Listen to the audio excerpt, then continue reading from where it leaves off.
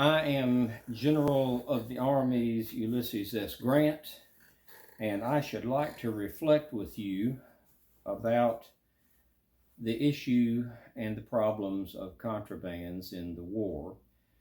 What are we to do with them? What did we do with them? And in this reflection, talking about end of war and into the future, what is to be done, what is to happen to the now freed contrabands.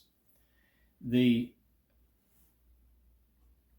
date of January 16th, 1865 is significant because the war is nearly over, ending April the 9th, and General Sherman is in Georgia, Savannah, Georgia, and dealing with a large number of now emancipated slaves into the thousands. And he, given the guidelines of the day and what we were doing with the contrabands, issued his special order number 15.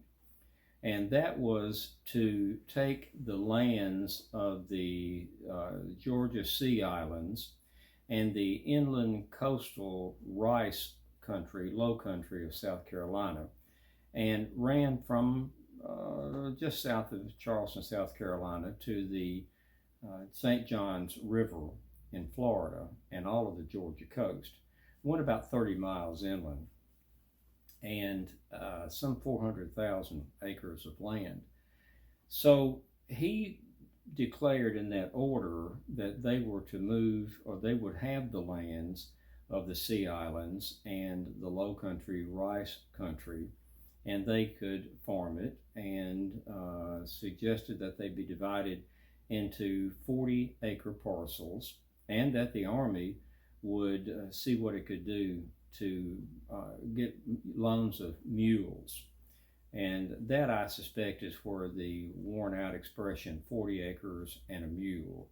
Now, mules were never promised. The Army said that they would try to find mules, and the blacks relocated to the Sea Islands and the Low Country could begin to farm that 40 acres. And at that time, it was thought that a redistribution of land would occur and they could stay there. However, they were urged to get proper title to the lands, and 1,551 people did get titles to the land that said they owned it. Now, as a result of Special Order number 15, 40,000 blacks, some 10,000 families, moved into what they were calling Sherman's land, the Georgia Sea Islands and the low country, rice country, South Carolina coast, about 30 miles inland. And on Sherman's land, from some 400,000 acres, 40,000 people, 10,000 families began farming. On March the 3rd of 1865, an act was passed that established the Bureau of Refugees, Freedmen, and Abandoned Lands. Now, there was quite a fight getting it through Congress, and I think it noteworthy that Senator Charles Sumner actively fought to have a cabinet-level department created with the Secretary of the Refugees, Freedmen, and Abandoned Lands reporting to the president. Now, it's one of the few times I expect Senator Sumner has not gotten what he wanted, but they passed the act, and moreover, it was only supposed to last for a year. It was never intended to be a permanent entity or organization. And Sherman has said since then he never intended for these 40-acre plots to become permanent lands. They were temporary housing to stow thousands of black people that he could not feed and care for and move an army to, which goes back to the original problem. We are armies. We're not social service agencies. We are not set up to feed and clothe and care for people who are not in the Army, and we're always on the move. But as of March the 3rd of 1865, the act was established that set up the Freedmen, and it grew out of the Department of the Freedmen that was established back in the fall of '62. The next date of significance is May the 29th of 1865. At that time, President Johnson had issued his manifesto about pardoning former rebels, and with some 13 exceptions. But he began to pardon our former Confederate adversaries in alarming, unbelievable rates. And pretty much anybody who was willing to take the oath was able to get a pardon, and that entitled him to reclaim any lands he had abandoned. So as of the end of May into April and spring of '65, President Johnson is pardoning everybody who's applying for an exemption or under one of those 13 exemptions.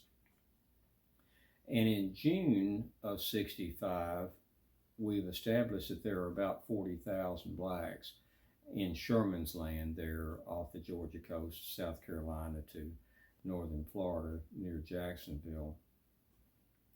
In July of '65, General O.O. Howard, who has been appointed the director of the Bureau of Refugees, Freedmen, and Abandoned Lands, he was known as the Christian General. He lost an arm in the fight early in the war and is known to be a really fine man in character, and he is.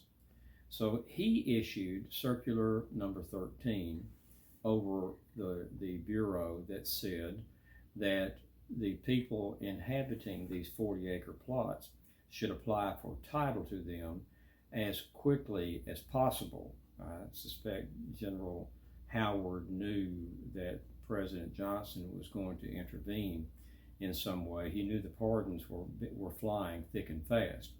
So he was urging his people in the Bureau of Freedmen, Refugees, Freedmen, and Abandoned Lands to, as quickly as possible, divide those lands into 40-acre plots and apply for the title to them to prohibit them being taken back by their former owners.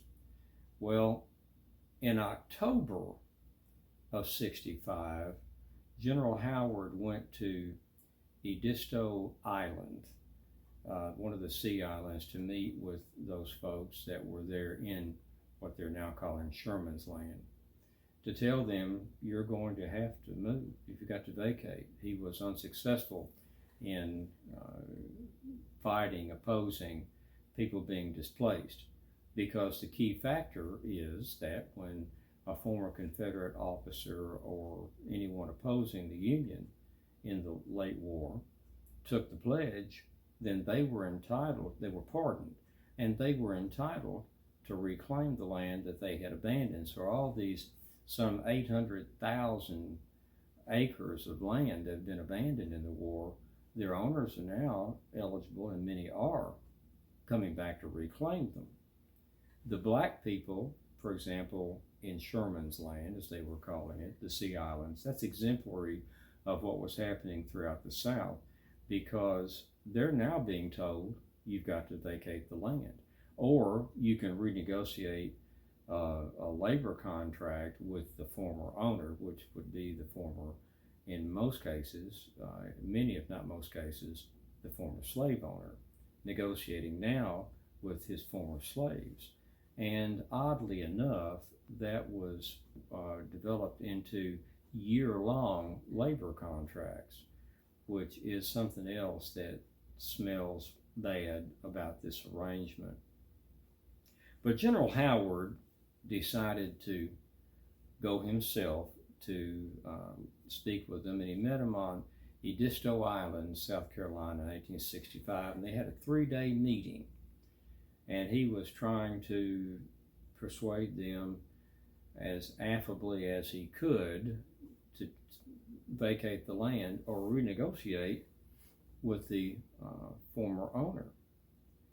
And they wrote him a letter. Their leaders got together and wrote him a letter that I should like to read you, and because I think it poignant.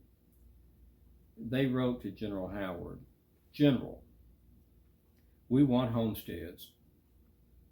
We were promised homesteads by the government.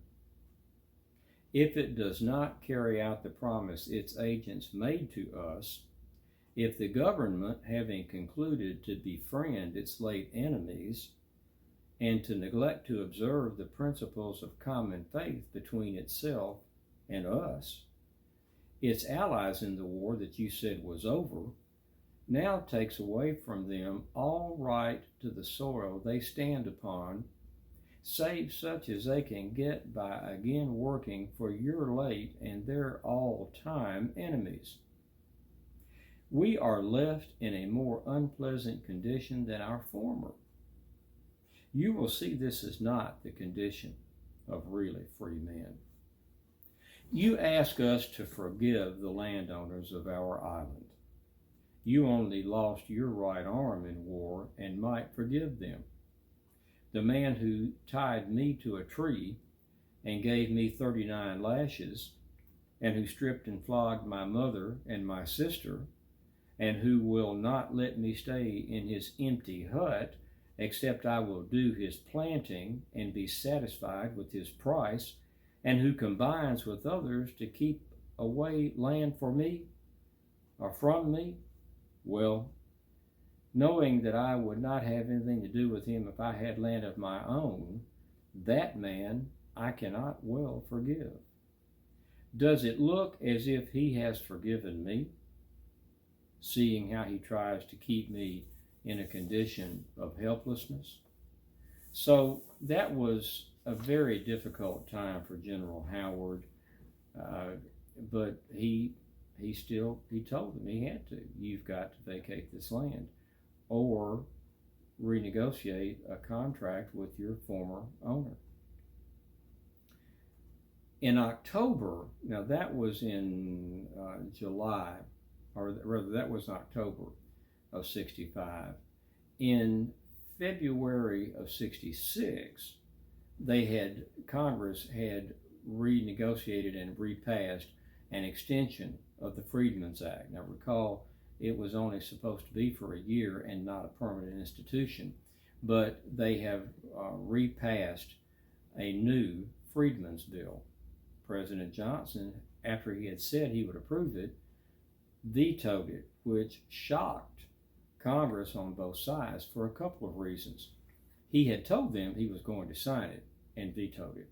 Moreover, the veto, with President Johnson being the 17th president, had only been used before he used it with this 6 times, but it would be used 15 times before he was out of office.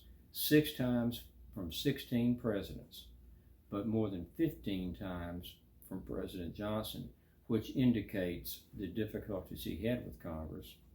And when Congress, they put through another bill, and he vetoed that one. So they came together and put through another bill and overrode that second veto. So after the veto was overridden, it was clear that President Johnson and the Congress were at loggerheads that probably was not going to be resolved, and may well end in an impeachment. There's certainly enough talk about that. But President Johnson then issued Circular number 15, which orders the land returned to the original owners. Now, these are the people who opposed us in the war.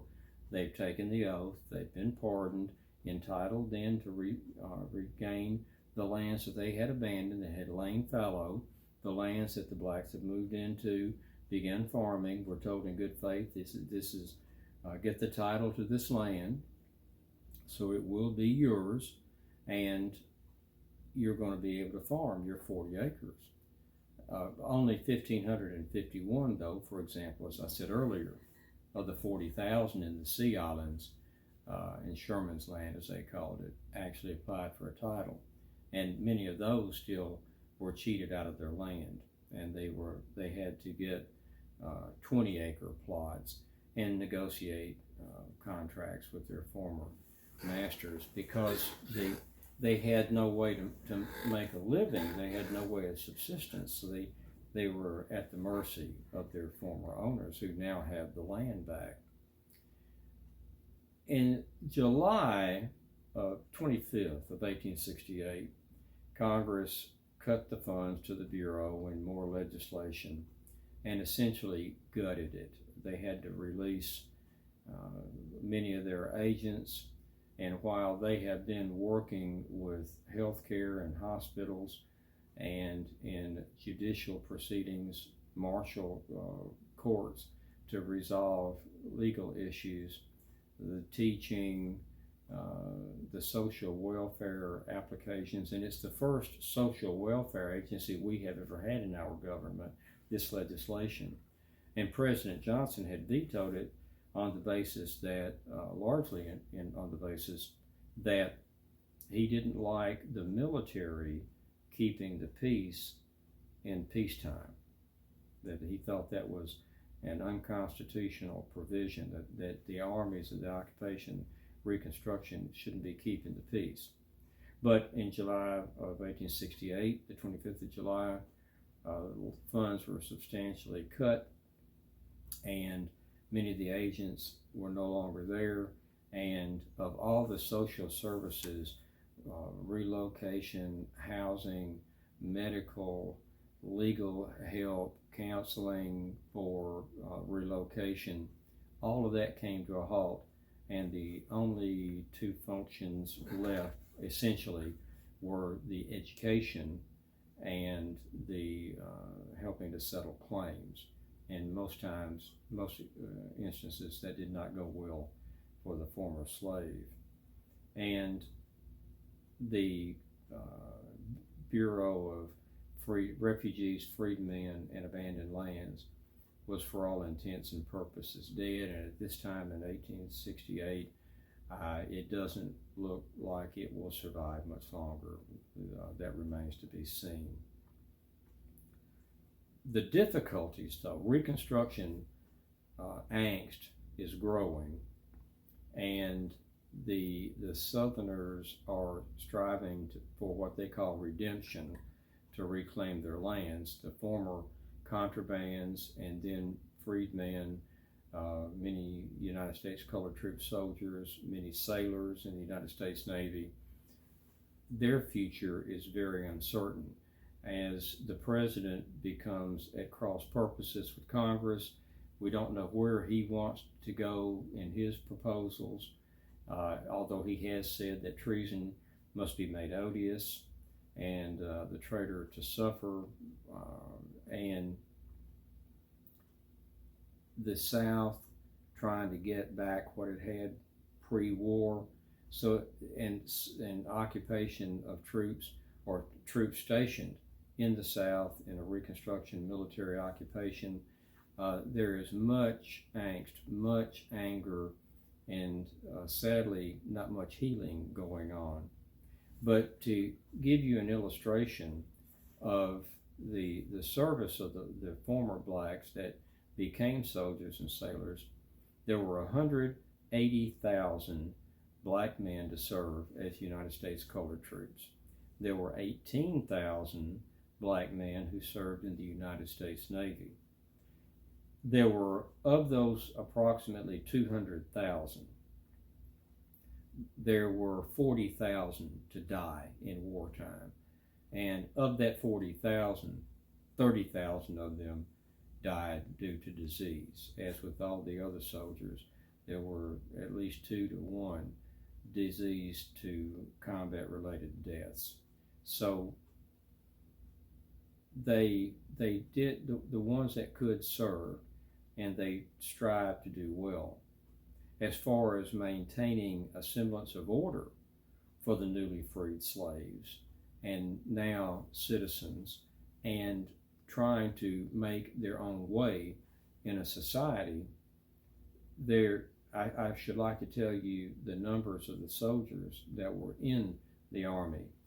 As of May the 1st of 1865, 3 weeks after the war was over, there were 1 million men under arms in the United States Army. By June the 30th of 1865, 2 months later, there were only 152,000 men in the United States Army. We were discharging them and mustering them out as fast as we could because it was costing a fortune to pay those soldiers, and we were suffering heavily from war debt. And in the fall of 1866, the United States Army was down to approximately 38,000 men, and most of them were out west on the frontier, involved in frontier protection patrol and in the Indian Wars. So May 65, there are 1 million men. June 30, July 1st of 65, 152,000 men. And in fall of 66, 38,000 men, most of them out west. So there weren't many soldiers occupying the South to be of service and protection for the newly freed blacks who were striving to become citizens.